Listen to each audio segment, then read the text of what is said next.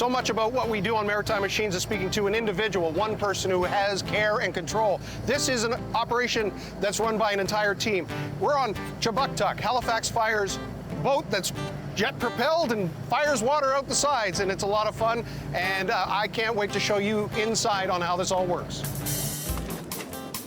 So we're here in Dartmouth. This is the Halifax Regional Emergency Services fireboat, Chubuktuk. Captain Dominics, thank you very much for bringing us aboard today. Well, you're welcome. Pleasure to meet you. How many firefighters are operationally trained for this vessel? So the operation of the vessel requires 2 stations. The crews in both stations are trained. It's a rotation of 4 shifts. So there's approximately 40 plus personnel that are trained to operate the vessel. And how many captains? There would be probably 8 captains that are trained and various that are assigned to the stations and various other captains that are trained throughout the city. Now, some policies are that a captain as an officer is not necessarily directly operating the apparatus? So no, not in this case. Okay. So in this case, we have a helmsperson. They're the operator of the vessel. The captain, the role of the captain is direct the operations, whether it be a rescue, firefighting operations, or anything that the boat would be assigned to do. So we're just over 4 years since this boat was put in service in Halifax. How's it going? Things are great. The operation of the vessel has been good. It's been treating us well. Lots of training, lots of education that comes with this. Yeah. Do you have a history of being on boats? Is that well, being a maritime kid growing up here, my father is a fisherman, still is a commercial fisherman, so I do have a little bit of a marine background, and I've grown up around boats, so it's a natural thing to navigate to it. There would be probably many of the people watching who would go, okay, I know what a fire engine does, I know what rescue vehicles do. What is the main primary task of this particular apparatus? So, Chubuktuk Fireboat 1 call sign is its primary role is fire suppression. So it's designed to support land-based operations, shoreline firefighting, vessel firefighting to its capabilities, but those are its primary role. Secondary is humanitarian calls where a person in the water or a sinking vessel or any other maritime distress, we would assist. You all set, Nick? Okay, we're underway.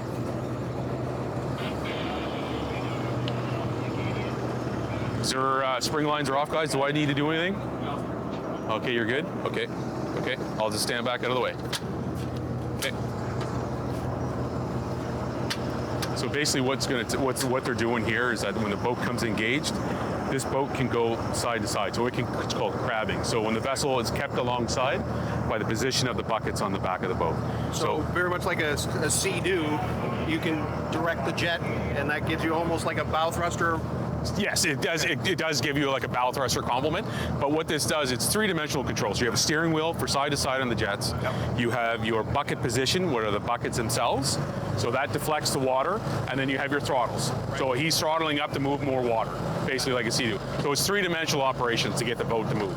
So you can really get this thing to dance. So you can see we're moving sideways. That's basically what we're doing here now. So when he brings the boat out, he'll make a swing or he'll take us straight out, whatever he chooses to do. Tell me a little bit about what makes this go. 2 very large motors beneath our feet are 2 motors, port and starboard, each around 480 horsepower, so 960 roughly what we have for horsepower. Their jet system, the product is Hamilton Jet. What they do is we take seawater up like a giant sea-doo, so to speak, and that's how we propel the boat. So what type of draft? Because that's how they talk it in maritime terms. Right. So the vessel to operate requires about 2.5 feet to draft to 3 feet to draft. So, but we have to be very mindful of where we are with the boat. The boat will pull water from approximately 9 feet below us at certain RPM. So as we get into shallow water, we can take up debris. So we have to be mindful of that. So there, just like that, we've got water. And we're flowing water. We're flowing water. So now he's got to, in his position, he's got to keep this boat on station. Because it'll be pushing the vessel backwards. Absolutely. Right. So once we employ those, then it gets even worse, right? Okay. So, but if you are in a really bad wind situation and the wind is coming from out of our east and you want to stay on station, you can employ this one to keep water and use it as like a rope rigger. Right. Yeah, so that can keep the vessel on station. So if you have to go down a finger wharf, finger jetty between 2 jetties, and you have to throw water, you can't go Yep, throw her all, man, that way. And you can't go, you gotta stay on station. You can't beat off a $3 million sailboat. Right.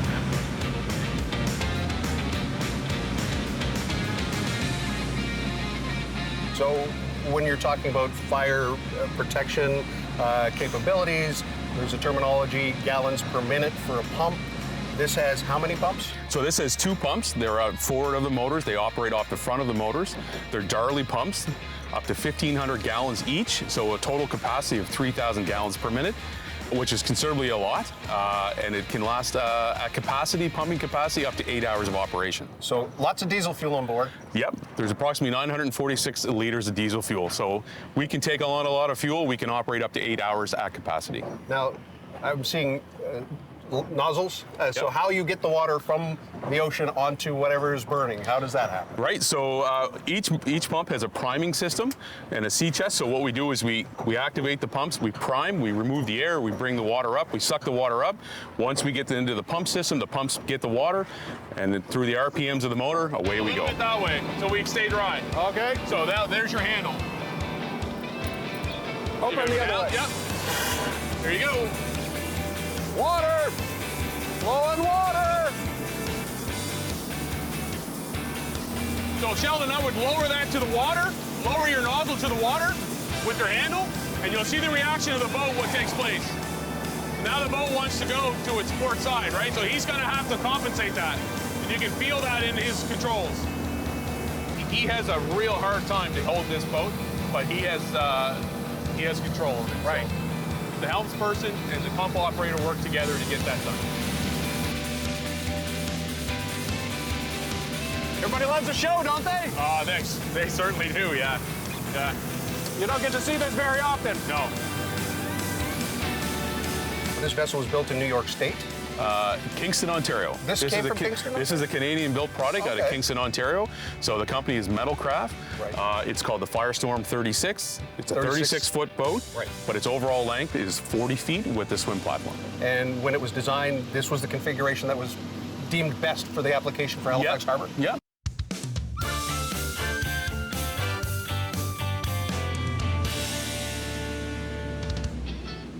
How many different points will water come out of this? So we have 4 nozzles, 1 on the bow, 1 on the roof, and 2 on the back. Now, on the stern. Are they operated manually? Or so these 2 are operated manually. The one on the roof is controlled by controls inside the cabin. So you can remote control and send it whichever direction you want. Absolutely, yep. So it's a Scorpion type model, 1,250 GPMs at 80 PSI. That's the capacity. So we're moving quite a bit of water out of that. And when you say 1,250 gallons per minute at 80 PSI, that's a lot of water. That is a tremendous amount. It's similar to what we would operate an aerial apparatus at. Okay. Does it push the boat around? Yeah, absolutely. Yeah, and you will see that, how this boat, so the helms person, when they're flowing water, their job is to keep the boat on station, and it's definitely a skill set, and these guys are great at it. Well, and with the apparatus, you're stationary when you're pumping. This one, can you move and pump? Yeah, absolutely. Yep. And what is that, just because it's the way it's configured and the fact the pumps are running off of the same drive engines? Yeah, absolutely. And we're not hooked to a hydrant, so we have a big water supply. So we can move up to a certain speed, 6-7 knots. We won't go over that speed because then we create cavitation on the pumps and we'll lose our prime. So we're gonna go with stern slowly, okay? So the boat's, we're pumping and moving. Wow. So it's very versatile equipment. Absolutely. Yeah.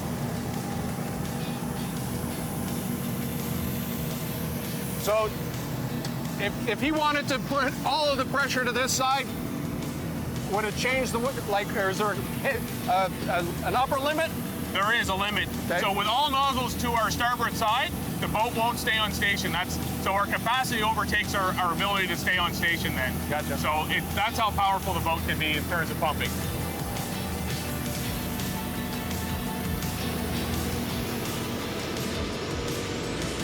Has this vessel been used to fight any land-based fires yet? It has some shoreline fires. It has assisted in that. It's assisted a district engine that would arrive at a scene. This has gone and assisted in flowing its own water to put out shoreline fires. So this can actually work like a hydrant system, or if people in the volunteer service would know drafting, you can take the water from a standing body and export it, push it out to equipment? Absolutely. Yep. So this becomes a pressurized source. We can be tied up alongside the wharf as we are, and the pumps can be engaged, and we can supply engines. We can supply if there were an interruption in the municipal service or there was no water supply. We can definitely do it. The pumps in this vessel are obviously pumping seawater, and I know when salt water goes through a pump for a fire department that's land-based, there are things they have to do. What considerations do you have to do with that environment for this vessel? So once the system is pumped water, at the end of that operation, we come back to the wharf. We will flush the system with fresh water. Oh, okay. So the vessel has to be flushed out. All the nozzles will be flushed with fresh water right down to the pumps.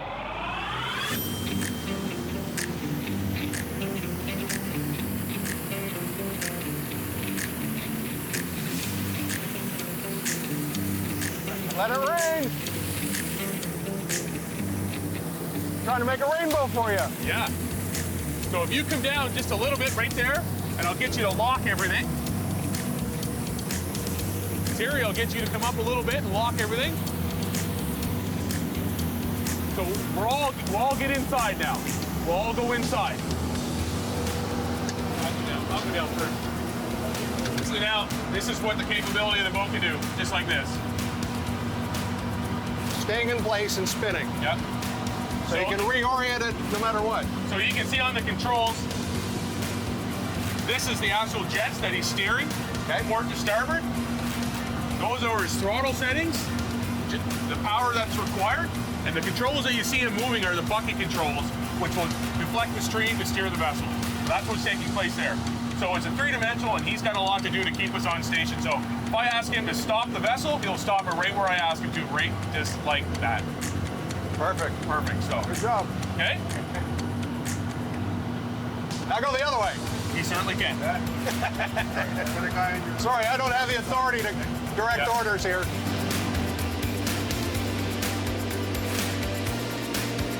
How fast will this boat travel? Up to 34 to 36 knots on plane. So when we say that in a term that most people would be familiar with, knots to kilometers per hour? I believe the conversion is 1.2 to 1. So yeah, so you're looking roughly around 60 kilometers an hour. Always 4 people on board? Always four. The boat operates with 4 personnel. And is that NFPA or is that just your policy? That's our policy. So the vessel is enrolled in the small vessel program with Transport Canada. So they set out minimum guidelines. We've risen above that, of course. Fireboat 1, Halifax Harbour, roger, copy. Still reporting traffic in the Narrows. There's still caution at the shipyards, low wake wide berth for BIO, and also there's diving at Tufts Cove, and low wake request at Jetty and November Juliet. Fireboat 1, copies all, thank you. So, we're not required by Transport Canada to report because we're not a certain size. It's usually 65 feet above. Right. But what we do is, Halifax traffic. because of the profile of the boat and the nature of what we do, it's professional courtesy to get the traffic information, and ultimately it's safe. We get all the information what's going on in the harbor. So, Tell me what we're looking at right here. Gauges. So this is the operational center for the water, for the pumps to make water come out of the nozzles. It's pretty easy. Open and close for each valve. This valve would be for your roof. This would control your roof turret. This would be for your bow, front of the boat, and again, up, down, straight and fog. Pretty simple. So this has a 0, but then there's a number below it. Why does it go backwards? If we were to lose point, we would probably see a drip below, but for the most part, we're usually flowing between 80 and 100 psi. And for a hand line in a structure fire, you might be looking at 150 psi. Is it because of the size of the bore and the diameter of the amount of water? The smaller the hose, the higher the pressure. Pushed through a smaller orifice, right? 80 psi with 1,000 gallons a minute's a lot of water. Absolutely. Or even 800 gallons. Absolutely. And one person is responsible for running all of this? For the most part, your pump operator would engage the pump and set the throttle and prime it. We just turn it on and then we just do the controls. It's basically, you're just controlling your monitors. Your roof type. So if you had to be in this seat during an active fire? Traffic, go ahead. No, training environments plenty and stuff like that, but no, not yet anyway. But Summer's just starting, so give me some time. I'm sure something will come up. So was this always a goal to be on the boat, or was this something that came up? Yep. Absolutely, yeah. Well, what does this do?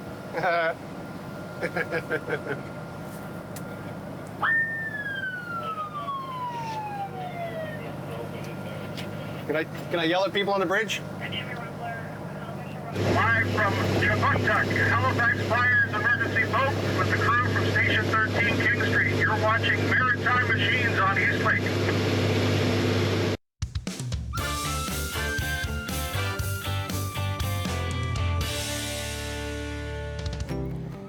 So run me through a scenario here. So where are you if a call comes in most times? So the crews are typically in station. And where's that? It's just on King Street. Okay. So there are a couple blocks up. So if a call comes in, whether we're tasked through JRCC or we're tasked through our own 911 system, the call comes in, the crew is in the apparatus or the utility, they come down to the boat, they all have certain tasks, it goes rather quickly. So the call, they could be here on the vessel with it running within 5 to 7 minutes. They're fairly quick and they're ready to go. And depending on where the call is, how long will it take you to get there? What's your typical response time? So if we have a call typically in the Northwest Arm, we're looking at probably 20 minutes to get to the Northwest Arm. To travel outside and back in, Right. things like that. So we can be fairly quick. There are rules of the road, and there's rules on this harbor, so we have to follow obviously the rules, the regulations of navigation, and professionalism. Obviously, we just can't go where we want and how fast we want. So we have to be mindful of the harbor traffic that's taking place. We notify the traffic control that we're on the water. We're actually proceeding to an incident, so they're aware. And most times, most vessels will give us the courtesy of a right-of-way. Right. The boat is equipped with lights and sirens. Oh, it does have sirens? It does have a siren. Yes. So, yeah, so that's for smaller vessels, but if we are approaching a traffic area or there's something going on, the operator, the helmsperson will contact who it be, Harbor and then master. or the vessel itself, Okay. and ask for permission if we need to go by rather in a hurry, so to speak, or not normal speed. So usually it's we're given quite a bit of professional courtesy by other captains on the harbor. The boat has a flare system, so you can turn that one on. You can use the flare. So we can change it in different contrasts. So for heat detection, different Oh, you mean types. like a night vision or Yep. heat capabilities? Exactly what it is. Yep. Okay. So there's a flare system on the boat. You can turn it on right now. I'll give you a show. So if someone was in the water or Yep. a situation where you're trying to locate a person, Yep. you could can use look that for that Yep. signature. Yeah, if they're on the shorelines, the capability of it is reduced when it's through water, obviously, but it does aid us if someone's hanging on a vessel or If there's a fire burning, you can see where the hottest spot is. Exactly. And So if you're coming alongside a vessel, you can look at the vessel and you can see the engine room side of it. Right. Even during the day, you'll see all the heat in the engine room. You'll see the signature of the engine room. that's So pretty cool. Who has more cooler toys than firefighters? Well- Especially ones who are on Chapuktuk. Yeah. So there's with a different contrast. So now I can go ashore and it can show me if I'm looking for a more direct heat signature. That's what I can get out of it. Starboard.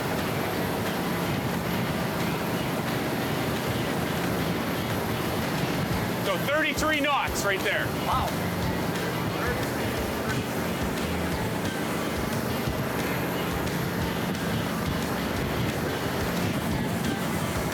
Very agile. Very agile. Unstable.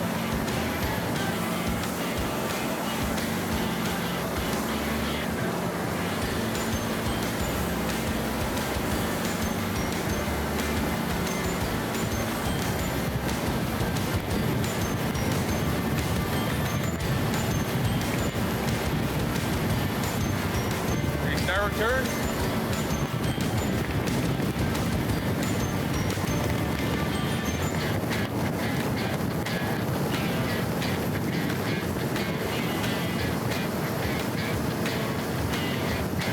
And we'll flatten her off here, slow her down. Coming down. Coming down, guys. All right. Good? Yeah.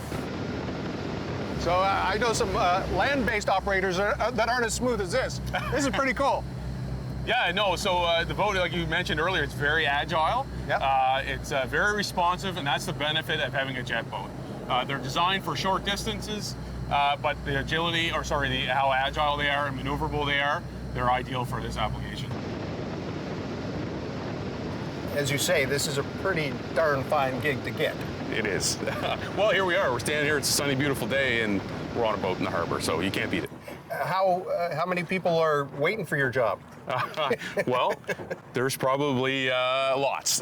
There's lots of folks want to come to this, but lots of folks don't.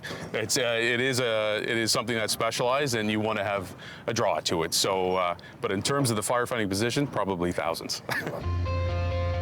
As far as Halifax Fire is concerned, if an apparatus is responding on land, the person who's operating the machine has an officer directing them to what the operational side of it is. Correct. Yes. Okay. Sort of the same philosophy behind that. So what we have here as well on the boat is we have a mobile data terminal. So this is exactly what you would find. If I get this to switch. So this is exactly what you would find in an apparatus. Okay. So when a call comes out for the vessel, it gets assigned. It comes in here. The information, the call information is on the mobile data terminal. So the captain or the officer can get all the nature of the call, all the details, communicate with dispatch as well through that, and as well, all this information is collaborated to assist in the helpless person getting the call, and the officer to do whatever he has to do. Gotcha. So how many calls? I think I asked you before, but is there a call a week, a call a day, a call every couple of days? I believe it's more of a seasonal thing. So obviously we get a little busier in the summer. Everybody's on the harbor. It's a busy spot. The vessel will leave the harbor and go just slightly east and west of the harbor to assist. But the subject matter expert is obviously the Coast Guard, so we follow and take direction from them. So if needed. You could go to the Northwest Arm if you needed to. Absolutely. You go out and around, and Absolutely, it takes time, and you have to put that into account for your response time. Yes, absolutely. How are things for numbers when it comes to the teams that you have in place? I know we are continuously hiring. There are retirements in the service, but we are definitely always hiring, and there is a recruitment that's underway right now. And I believe there are plans to open stations that's 24 hours. So we are going to need staff for that. So the service is growing in terms of numbers. It's a big city. It's turning into a big city. So you got to be able to provide that service. So, and firefighting has changed over the years where, more firefighters are required at certain things. Give me your best pitch. Why should people join the fire service? It's probably one of the most rewarding careers you're ever going to do. It's a very humbling position to have, to serve the public. It's an honor. I just love to come to work. Yep, So sure. I didn't notice. That's your mascot? The beaver is our official mascot of Fireboat 1, King Street Station 13. Thank you for the adventure today, and thank you for sharing a little bit of this machine's capabilities. We're in good hands knowing that you folks are ready and trained and on the go.